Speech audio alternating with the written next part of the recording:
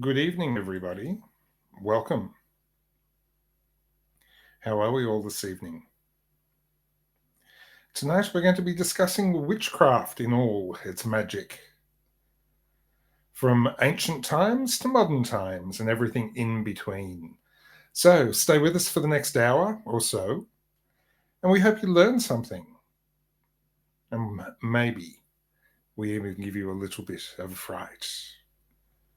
Mistress? Hello there. How is everyone going? Good evening, Mistress. Good evening. Welcome, dear listeners, to another enchanting episode of Mistress in the Darkness. I'm your host, Mistress Kenzie. We guide through the shadows, paths of history and mysteries, as always, the master of the dark arts, the darkness. Tonight we embark on a spellbinding journey into the haunting history of witches and the burning covens that once walked the earth. Prepare yourselves for the night of ancient magic, fierce persecution, and the unwavering resilience of those who dared wield the magical arts.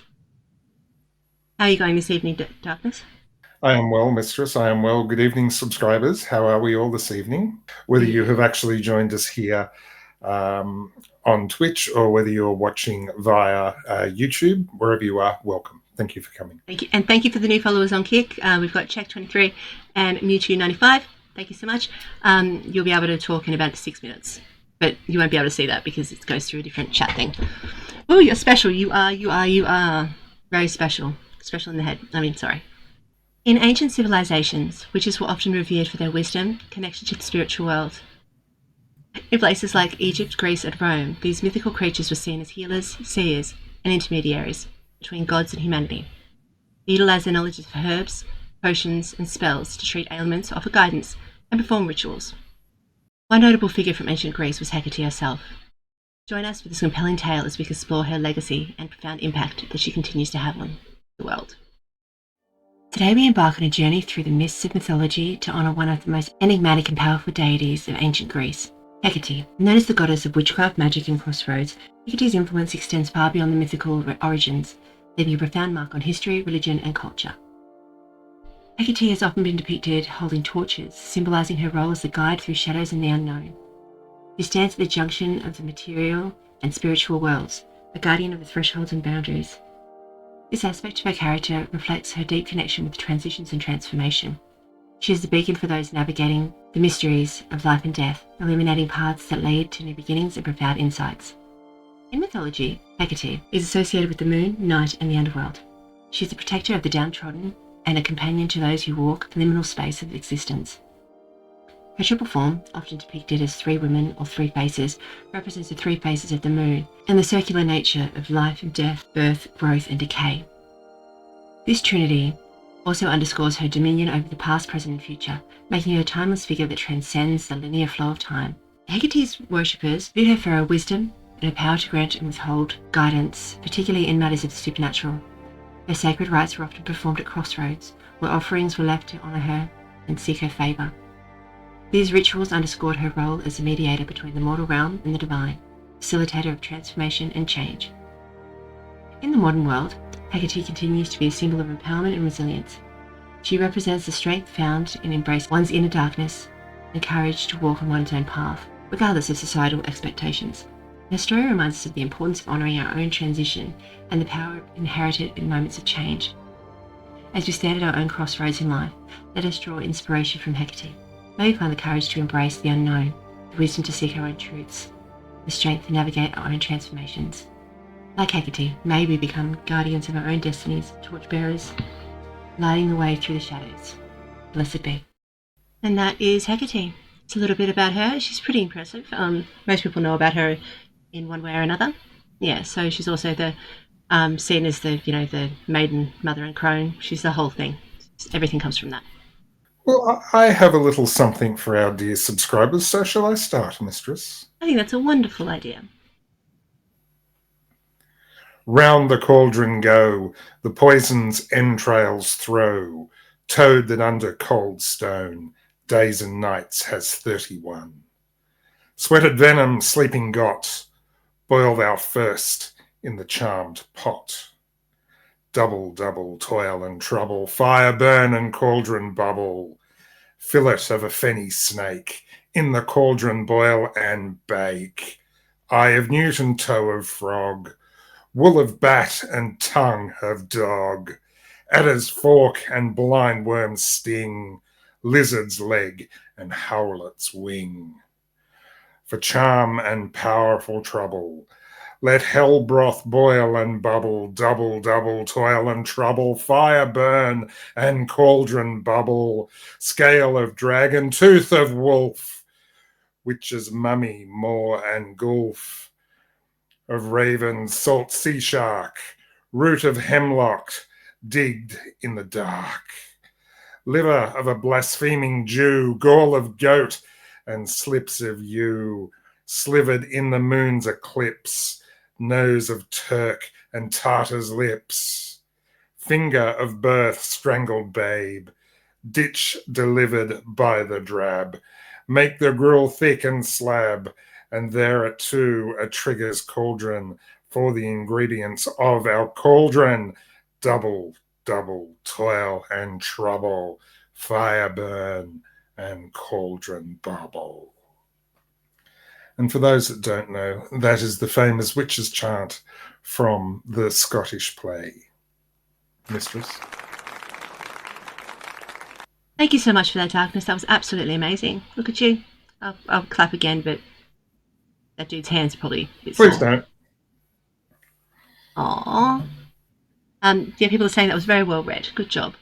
Very well read. And the other kind of read. Thank you, Nuggie. The witch's chant is way too long to memorize unless you're actually going on stage. Yes, that's just whoosh. We then turn to the Middle Ages and the rise of witch hunts. As we journey into the shadows of the corridors of history, we find ourselves in the heart of the Middle Ages, a time of profound superstition and societal upheaval. This period, often shrouded in darkness, witnessed the ominous rise of witch hunts, ignited by fear and ignorance. Middle Ages were marked by the Black Death, war, economic turmoil, creating a fertile ground for hysteria and the scapegoats for those who were different. Witches were once respected as healers, wise women, who found themselves accused of heinous acts and alleged to be in league with the devil.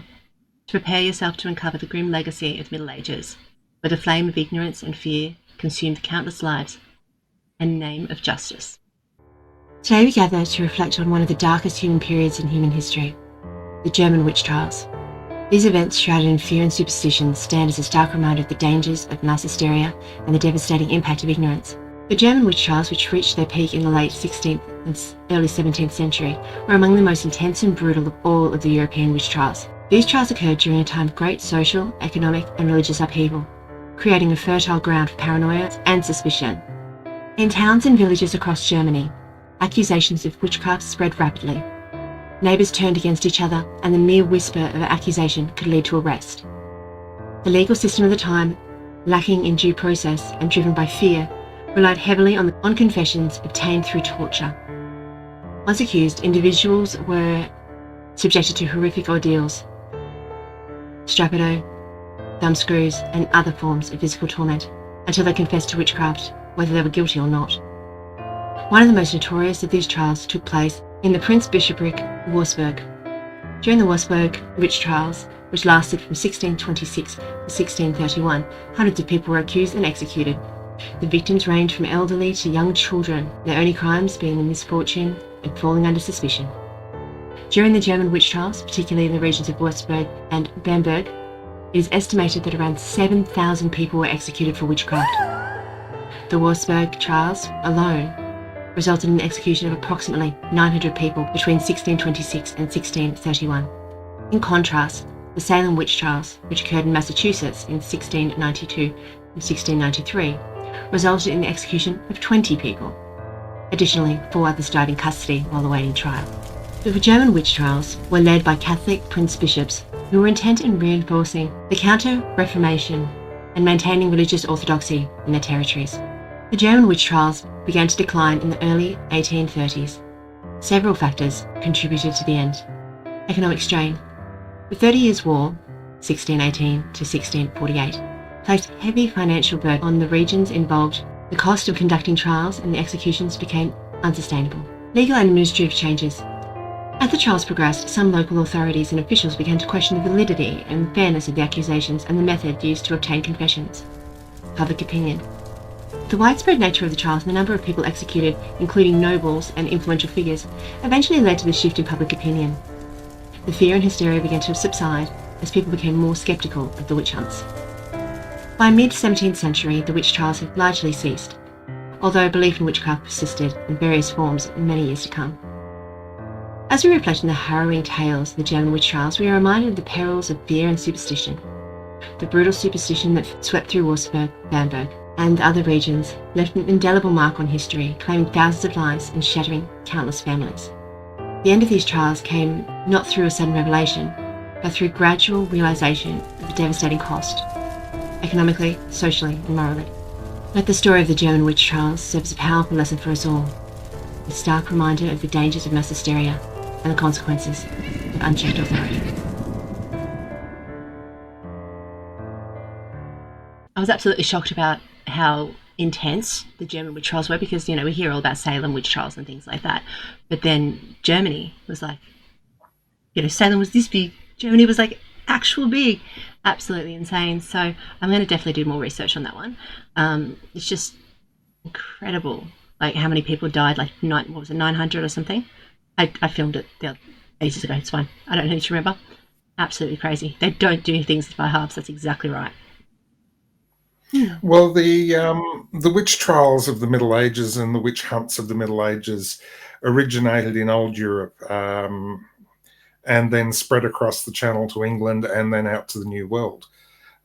Hence why, and of course, because of the United States being the United States, Salem has become synonymous with witchcraft and also with Halloween and whatnot, just simply because of their movie making capabilities. But yeah, it didn't start in Salem, and it didn't start with the Salem witch trials.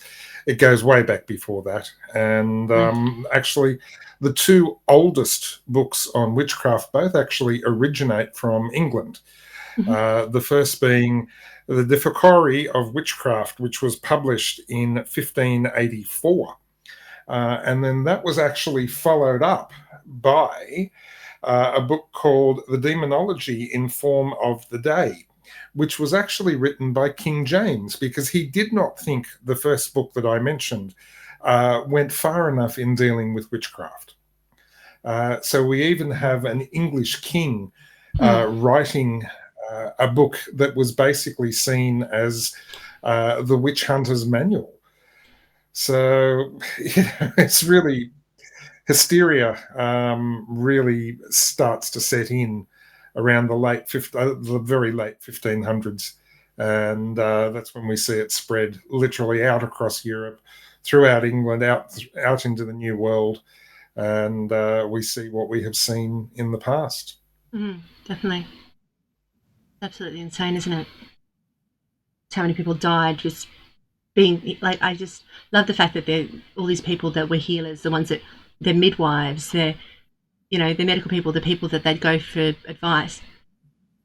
They went and just killed them all.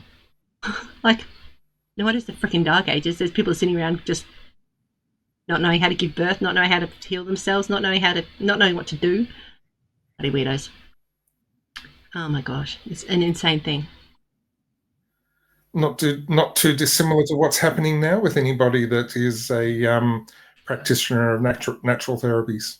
Well, hopefully people aren't going to get tortured and burned. Yeah, it's getting close. Fingers crossed. Some of the things that are happening to people that I know of that are in natural therapy is pretty horrific. Really? What's that? What's happening? Oh, persecution, unbelievable persecution, massive lawsuits by pharmaceutical companies and whatnot, simply for going and saying that, contrary to popular belief. And, you go against a pharmaceutical company that has hundreds of billions of dollars to throw at a legal case, as opposed to somebody that may be in a circle of 20 or 30 practitioners. Who's going to win? Yeah, exactly. It's terrible. Like, that is horrible. I didn't know that was going on. That's absolutely horrible. Oh yeah, absolutely. I mean, it's always the thing though, but that's why they call it contradiction, things like that. And that is the right contradiction. Because I was studying natural therapies and things like that, because it works with, meant to work with medicine, not separate. So I think that it's very, like, I think the people that were doing it that way probably, I don't see how they can be sued. Oh yeah, But absolutely. then again, I'm not a doctor, or you know. As S Meeks is saying in the chat, banned from practicing in Australia. So some have gone overseas, but some can't go overseas. Of course, yeah. And yes, they're still vilified to this day. I mean, anybody that is a practitioner of natural therapies is very vilified, Really? especially if you are outside the mainstream. Yeah, that's really interesting. Like, because I know heaps of people that are in it. Herbalists are very much vilified. Yeah. Okay. And yeah, I know. I'll have to look into that. That's crazy. I'm so sorry that's happening to everybody. If anyone who's watching, so sorry. Contact me. I want to know all about what's going on with you. So if you want to actually have a look at them, folks, Google them. There is actually extracts available of both of these books. And it's quite concerning that these were taken literally as the Bible for what was going on at the time. And as I said, it started in old Europe and spread out across the Channel to England and then across to the New World. And, it is surmised that the Salem witch trials, when it's actually all said and done, whilst it hasn't been able to be proved, it's surmised that the problems that led up to the Salem witch trials were actually caused by a fungal infestation known as ergot in the grain stores of the Salem colony. And that's what actually caused the madness. It wasn't that the witches were hexing people. It was actually a fungal infection causing the madness. But of course, as we've seen in the past, ladies and gentlemen, madness takes hold. And when madness takes hold of a society, things don't go well. That's very, very true. But in the chat, someone saying that there are a number of people in that and they've never heard of any of that. I'm exactly the same. I know heaps of people who work in it, and I go to natural therapists and I do some natural therapy work as well. I've never heard a thing about that. So it depends on the people. I guess if you don't know, you don't know. If you do know, you do know. Yeah. You know what I mean? Yeah. Totally. I know a couple of people that have actually had to change their name simply because of the vilification they were copying. Crazy. That's insane. Oh my gosh. And to be perfectly honest, I would far more trust a natural therapy practitioner than a lot of registered doctors. That's totally fair enough. Yeah. I mean, they've got, after what I've seen and what I've experienced. Yeah, they've 100% got their place. And the thing is, like, when you use them both together, because I found with some of my, because I have lots of physical issues as well as mental, but yes, I know I'm just a special character, but some of my issues have been helped with Western medicine, some with Eastern, some with just general, herbalism and naturopathy and all like that kind of stuff. It's important. It all works together, and it should all work together. I don't know why they've separated it out in this way and going, oh, this one doesn't work, this one doesn't work. Like, come on. It's like aspirin is bark. Like, it all starts somewhere. Just accept the fact that there's things going on everywhere. Oh, look, totally. Thanks, Sally. 100%. And you're certainly not wrong in saying that Western medicine has its place. But look, I know people that are on upwards of 80 prescription medications per month. Yep. Now, you start getting over any more than 3 or 4, you're then having to start take medications to counteract the side effects of other medications. And then you've got to take medications to counteract those side effects, and then more medications to counteract yet more side effects. The human body simply cannot process that many different foreign substances. Crazy. It's simply not able to. It's absolutely crazy. And then you have to sit there and they have to rebalance the medication. They have to do this, and they have to... All right. Well, let's get back on track. As the veil of Middle Ages lifted, Europe entered the early modern period, a time of significant change and upheaval. Yet, amidst the dawn of the Renaissance and the Reformation, a dark and sinister phenomenon continued to plague society: the witch trials. This era bore witness to some of the most infamous and brutal episodes of the witches' persecution in history. As we talk about witch trials, we have to focus on witches themselves. There are some that are just absolutely famous, and their stories have to be told. This is one absolutely amazing witch, Isabel Gowdie. Gentlemen, gather close and lend your ears to the tale of Isabel Gowdie, a woman whose stories echoed through history, shrouded in mystery and tinged with the supernatural. In the year 1662, in the Scottish Highlands, the name of Isabel Gowdie became infamous. Isabel was a resident of a small village of Aldern, where she lived a life that, at first glance, seemed ordinary. However, her confessions of witchcraft would soon captivate and horrify those who learned of them, leaving a lasting imprint on history. Isabel's confessions, made over several sessions, were remarkably detailed and vivid. She spoke of meeting with the devil, who she claimed appeared as a handsome man, and described elaborate rituals and ceremonies held by her coven.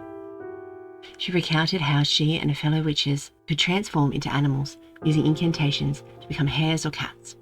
Her tale included journeys to Elfham, a mythical realm ruled by the Queen of Fairies. But what led Isabel to making these confessions? Some believe she may have suffered from mental illness, her vivid imagination a symptom of troubled mind. Others suggest that her confessions were coerced, a result of torture or intense pressure of interrogation. Regardless of the cause, her accounts were documented in great detail, providing a unique glimpse into the beliefs and fears of the time. Isabel Gowdie's story is a poignant reminder of the perilous line between reality and superstition. Her confessions, whether born of delusion or duress, highlight the intense fear of witchcraft that gripped Europe during the 17th century. This fear often led to persecution and execution of those who were merely different or misunderstood. As we reflect on Isabel's tale, we remember the countless lives we lost to the hysteria of the witch hunts. Let her story serve as a cautionary tale, urging us to approach the unknown with curiosity and compassion rather than fear and condemnation. Thank you. So yeah, she was absolutely amazing. Like some of the bits and pieces, she's very, very popular, very, very popular, very famous. So because she was someone who was very, very big in the community, and would come out saying, like she actively said, "Yeah, we turn into animals. We're cool. We do this. It's fine." And it became one of those stories that was just told all over the place. Isabel Gowdie. Famous witches in Australian Parliament, Mistress. Parliament?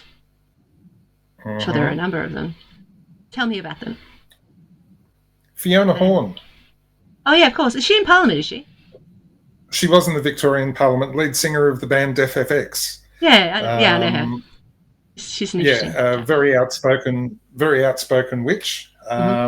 Very open about her beliefs and her following. And you know, if we go back, even if we go back 150 years, there is no way anybody that claimed themselves to be a witch would have actually been able to stand for any public office without an incredible amount of ridicule and humiliation, and probably threats against their life as well. That is very true, 100% true. You know, especially because the religious upheavals, oh my God, you only got the place because you got, you know, because of magic. The whole thing is absolutely ridiculous. Yeah, so do you know of any other ones, or just Fiona? No. Fiona Horn is the only one in Australia that's actually been open enough to come out and say, "Hey, this is who I am. This is what I do. This is what I believe." She writes really good books. Her books are quite interesting to read. Thank you for joining us, everybody. It's been a pleasure to have your company this evening. Once again, we'll be back with you in 2 weeks. And have a think. Our regular subscribers that are here every fortnight, have a think about Ghosts of Comfort. Come to us with your stories. I read on that very subject, I read a very interesting one this afternoon. And the poor lady that actually posted it was given a really hard time for posting it. Really? Yes, very much so, yeah. Horrible. Yeah. People can't see out of their own little narrow box. Mm-hmm. Terrible, isn't it? So much judgment. Yes. Speaking of which, there is another ghost story coming out on my channel on YouTube, which is very, very cool. So that's coming out in 3 days. I think it's scheduled for. But keep checking it out. It'll be there. And if you've got your own ghost stories or anything, let us know. I'd love to read them on YouTube for you. Okay.